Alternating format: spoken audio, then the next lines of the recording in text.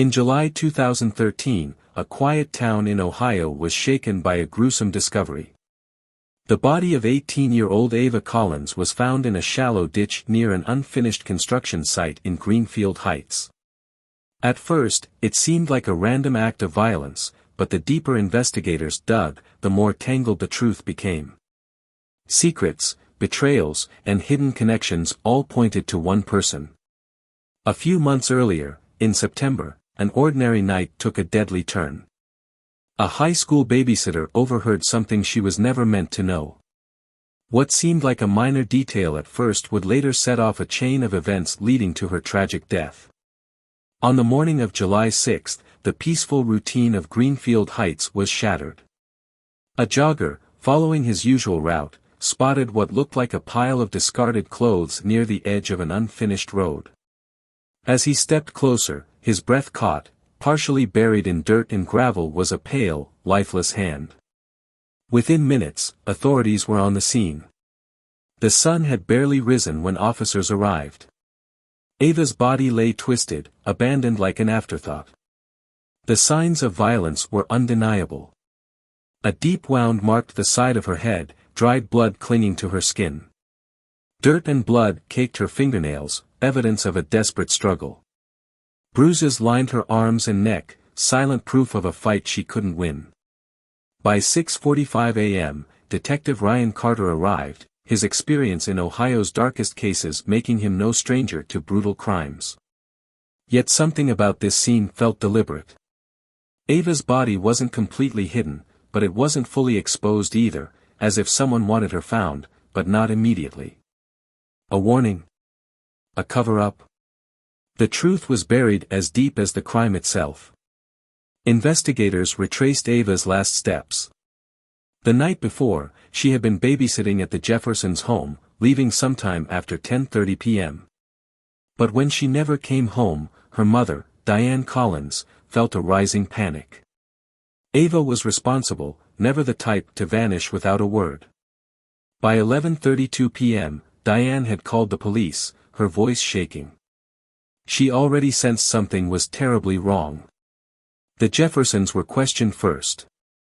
Mark Jefferson stated that his wife, Olivia, had driven Ava home that night. But when Olivia spoke, something in her manner was off, her hands unsteady, her eyes avoiding contact. Then came the breakthrough, neighborhood security footage. The grainy black and white images revealed a lie. Ava had never left in Olivia's car. Instead, a dark-colored sedan had been parked near the house at the exact time she was supposed to have gone home. No one in the neighborhood recognized the vehicle. And as the days stretched into weeks, the case only grew darker. By December 8, 2013, detectives finally uncovered the truth. The dark-colored sedan belonged to Richard Calloway, a 70-year-old real estate mogul and longtime neighbor of the Jeffersons. What had first seemed like a tragic, senseless crime was something far more chilling, a calculated murder. Calloway wasn't just a successful businessman. Beneath the polished reputation, he was a man with dangerous secrets. Phone records, messages, and witness statements revealed the truth: he was having an affair with Olivia Jefferson. And Ava Collins had seen something she was never meant to see. For that, she had to be silenced. For months, Ava's babysitting job at the Jeffersons' home had been routine. Every Friday, she arrived at 6 p.m., played with Lily and Jacob, tucked them into bed by 8:30, and waited on the couch until the Jeffersons returned. It was easy money, until she started noticing things that didn't add up. On September 15, 2013, something changed. As she washed the last plate, a light flickered on outside. Two figures stood near the Calloway house. Olivia Jefferson was too close to Richard Calloway. The way he reached for her wrist, the way she hesitated before leaning in, it wasn't just a casual conversation. Ava turned away, heart pounding. It wasn't her business. Weeks passed, and the memory faded, until November 2nd. That night, as she walked past the Jeffersons' bedroom door, she overheard Olivia on the phone. The voice was urgent, hushed. Ava could only make out bits and pieces, but the words sent a chill through her. Calloway's name. Mark getting suspicious. Then a soft, knowing laugh. It wasn't just an affair. It was something deeper. Something dangerous. Ava told no one. She wanted nothing to do with it. But on December 1st, Olivia confronted her. There was no small talk, no friendly smile, just one question: had she seen anything? Ava hesitated. She tried to reassure Olivia that she didn't care, that it wasn't her problem. But Olivia's face darkened. There was fear in her eyes, fear, and something else. Something desperate. That moment sealed Ava's fate. Olivia couldn't shake the paranoia. By December 5th, the fear had spread like wildfire. She told Calloway about Ava, about the way she hesitated when denying what she knew. Calloway had built his life on control. He didn't leave loose ends. That night, he and Olivia sat in his office, surrounded by symbols of his wealth, framed awards, expensive cigars, million-dollar contracts. But none of it would matter if one teenage girl ruined everything. Calloway had learned long ago that silence could be bought, or forced. By midnight, the decision was made. The next morning, he made a call to two men, Jake Morris and Daniel Vaughn. They were ex-convicts. They didn't ask questions. They just made problems disappear, the price of silence. For Jake Morris and Daniel Vaughn, the job was just another payday. No questions, no hesitation. Richard Calloway named the price, $25,000. The task? Make sure Ava Collins never spoke again. On the evening of December 5, 2013, Ava arrived at the Jefferson home as she always did. The house was familiar. A place of warmth and routine. Lily and Jacob ran to greet her, their small hands tugging at her sleeves, their laughter filling the air. By 6 p.m., she was settled in, watching over them, following the usual evening rhythm. By 8:30, the children were asleep. The house was quiet. Ava sat on the couch, scrolling through her phone, waiting for the Jeffersons to return. It was routine. It was normal. Then, at 10:32 p.m., her phone vibrated. An unknown number. The soft hum against the wooden table felt too loud in the stillness. Something about it made her uneasy. She considered ignoring it, but some part of her, a curiosity, a gut feeling, compelled her to answer. The voice on the other end was unfamiliar. Low. Cold. It wasn't a greeting. It was an order. She hesitated, then stood. At 10:38 p.m., she stepped outside. The house behind her was dark, the streetlights casting eerie, stretching shadows. The air was thick and warm, the scent of freshly cut grass lingering. The neighborhood was silent. Too silent. At 10:40 p.m., a muffled scream broke through the quiet. Faint, almost swallowed by the night air, but enough to make someone pause. A few neighbors, still awake, glanced toward the sound. A man sitting on his porch turned his head, eyes narrowing, but no one acted. No one understood what they were hearing. At 10:42 p.m., something shattered, a sharp crack, then a heavy thud. At 10:45 p.m., headlights flared to life. A dark sedan roared down the street, tires screeching against the pavement. Then, silence. The street looked the same. The same houses, the same neatly trimmed lawns. But something was missing. By 6:45 a.m., the morning jogger spotted it first. At the edge of an abandoned construction site, something lay half buried in the gravel. A pile of discarded clothes, at first glance. Then, a hand. Pale. Motionless. Fingers curled as if in one final, futile attempt to fight back. Ava's body was twisted unnaturally, her face unrecognizable beneath bruises and blood. Her skull, fractured from repeated blows, left no room for doubt. The ground beneath her was stained dark, the dirt clinging to her skin. It wasn't just a murder. It was a message. Detective Ryan Carter arrived at the scene that morning, the weight in his gut telling him this was no random act of violence. Ava Collins hadn't been caught in a robbery gone wrong. She hadn't been the victim of some senseless attack. Someone had wanted her dead, badly enough to make sure she never spoke again. And from the very start, one name kept surfacing. Richard Calloway. A powerful man, known for his wealth, his influence, and his ability to make problems disappear. People whispered about the reach of his money, the way he always stayed one step ahead. But Carter didn't care about rumors. He wanted proof. Calloway was careful. Too careful. He had an alibi, a perfect one. The night Ava was taken, Calloway was at a charity gala downtown. There were photos of him shaking hands with city officials, smiling for the cameras.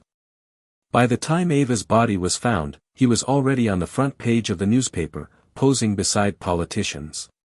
He was nowhere near the crime scene. For months, the investigation stalled. The evidence told a brutal story. This was a targeted, calculated killing, but nothing directly tied Calloway to it. He had spent years controlling the world around him, and even now, with detectives circling, he remained untouchable. But Ryan Carter wasn't done. He retraced Ava's last moments over and over, studying reports, watching security footage from the neighborhood, searching for something, anything, that could break Calloway's perfect cover. Because Carter knew one thing for certain. A man like Calloway didn't leave loose ends. And Ava Collins had been one that every lead had led to nothing. Until December 8, 2013. That day changed everything. It started with Ava's phone records. Carter's team had gone through them countless times, searching for anything unusual. The usual calls were there, her mother, friends, reminders for babysitting shifts, routine, predictable. But one number stood out. A burner phone. It had made only a handful of calls, all between July 3 and July 5, 2013. And then, just hours after Ava's body was discovered, it was deactivated. That was the first red flag. Tracing the phone led them to a small electronics shop on the outskirts of town. A place where cash transactions left no paper trail. Surveillance footage from June 29, 2013, showed a man entering the store. A baseball cap and oversized sunglasses concealed most of his face. He barely spoke to the clerk, paid in cash, and walked out. At first, the footage seemed useless. He had been careful. But the detectives weren't just watching him. They were watching his car. As the man left, an exterior camera caught a glimpse of his vehicle, a dark-colored sedan. The plate number wasn't fully visible, but it was enough. They cross-referenced it with traffic cameras, business surveillance, and neighborhood security footage. And then, they found it. The car was registered to one of Richard Calloway's companies. It was the first real link between Calloway and the crime. But it wasn't enough to arrest him. Not yet. The next step was tracking the calls made from the burner phone. There were only 3. Each lasted only a few minutes. But all 3 had been made to 2 men, Jake Morris and Daniel Vaughn. Both had long criminal histories. Violence, intimidation, jobs done for the right price. Detectives kept digging. Between July 2 and July 5, 2013, security cameras from gas stations, street intersections, and nearby businesses had captured multiple sightings of a black sedan parked near Greenfield Heights. Each time, 2 men sat inside. Waiting. Watching. And they weren't watching just anyone. They were watching Ava Collins. With each discovery, the walls around Richard Calloway began to close in. The charity gala, the perfectly timed photographs, the handshake with city officials. It had all been staged to create an alibi. He had planned every detail, paid the right people, covered his tracks. But he had missed something. Ava had fought back. And in doing so, she had left behind the one thing that would expose them all. By February 20, 2014, the final piece had fallen into place. DNA. When Ava's body was found, her fingernails had been filled with blood. She had fought back. The forensic results confirmed it, the DNA belonged to Daniel Vaughn. Faced with undeniable evidence, Vaughn finally cracked. He confessed. Everything. The call that lured Ava outside. The struggle. The way she fought, how she realized too late what was happening. He named names. It had been Richard Calloway's plan all along. Within hours of the confession, Calloway was arrested. For years, he had controlled everything around him, his businesses, his wealth, his secrets. He thought he could make the truth disappear. But Ava Collins hadn't gone down without a fight. And now, justice was finally catching up with him. On July 28, 2014, the courtroom was silent as the verdict was read. Life without parole. The air was thick with the weight of justice and grief. The trial had dragged on for months, filled with painful testimonies, forensic evidence, and the brutal details of what had happened to Ava Collins on the night of July 5, 2013. Richard Calloway sat still. Expressionless. But the words sealed his fate. He would never walk free again. The man who had once controlled lives with money and fear had lost everything. In the front row, Diane Collins listened. She had not shed a public tear since the day they buried her daughter. But as the judge spoke, something inside her eased. Not relief. Not joy. Just acceptance. Ava was gone. Nothing in the world could bring her back.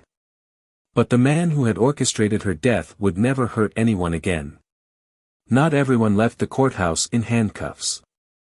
Olivia Jefferson, once the perfect wife, had lost everything. Mark Jefferson had sat silently throughout the trial, his face growing paler with each revelation. The affair had destroyed their marriage. But learning that Olivia had stood by while an innocent girl was murdered shattered something in him beyond repair. 3 days after the trial ended, he filed for divorce. By the end of that week, he had moved out, taking only the essentials. He refused to speak Olivia's name again. As if erasing her from his life would erase the betrayal, the disgust, the shame. The house that had once been filled with dinner parties, laughter, and the illusion of a perfect life became cold, empty, abandoned. By the end of 2014, Olivia was nothing more than a ghost. Friends turned away. Whispers followed her everywhere. No one wanted to be associated with the woman who had stayed silent while a girl was murdered. Jake Morris and Daniel Vaughn were sentenced soon after. 40 years. Neither reacted when they were led away. They had been hardened long before this. In the end, they were nobodies. Men who had done someone else's dirty work. Forgotten. But Ava Collins would not be forgotten. By March 2015, Diane Collins had turned her grief into something greater. The Ava Collins Foundation opened its doors for the first time, dedicated to protecting young women, giving them the voice Ava never got to have. Donations poured in. People across the country were moved by her story. The foundation became a safe haven, offering counseling, legal aid, and mentorship. Every Sunday, Diane visited Ava's grave. She spoke to her daughter as if she could hear her through the wind. She told her about the girls who now had a future because of her. The young women who had found strength, hope, and a second chance. And every time she left, she whispered the same promise. They will never forget you. Ava Collins never intended to expose anyone. She was just a girl trying to earn money for college. But she knew too much. And for that, she paid the ultimate price that in the end, Ava Collins' story was one of tragedy, but also one of justice. She was never meant to be a hero, never meant to uncover a secret that powerful men would kill to protect. She was just a young woman trying to build a future. But her courage in the final moments of her life ensured that the truth could not stay buried. Richard Calloway had spent years believing he was untouchable, that money and influence could shield him from consequence. But power built on lies and fear is never absolute. He lost everything: the empire he built, the reputation he guarded, and his freedom. For Diane Collins, justice did not bring closure. No verdict, no sentence could ever bring back the daughter she loved. But she refused to let Ava's death be just another headline, another case lost to time. Through the Ava Collins Foundation, she gave others the voice her daughter never had, ensuring that no girl would have to face the same fate alone. Ava's name would not be forgotten. Not in the courtroom where her killer was sentenced. Not in the lives of the young women her foundation would protect. And not in the whispers of justice, carried forward by those who refused to let the darkness win. Because in the end, Ava Collins had fought back. And that fight changed everything. Thank you for watching and reading. We want to take a moment to sincerely thank you for following Ava Collins' story. Your time, engagement, and interest mean a lot to us. This case, like many others we cover, is presented to raise awareness, spark discussions, and keep you engaged with compelling narratives. Please remember that this story is purely for content, entertainment, and educational purposes. While we strive to present detailed and immersive storytelling, the goal is not to sensationalize but to inform, intrigue, and encourage deeper thought about justice, crime, and the human stories behind them. If you found this story interesting, be sure to like, subscribe, and stay tuned for more in-depth cases. Your support helps us continue sharing these narratives. Let us know your thoughts in the comments. We always appreciate hearing from you. Thank you once again, and until next time, stay curious, stay informed, and stay safe. Thanks for watching, and don't forget to subscribe to my channel for more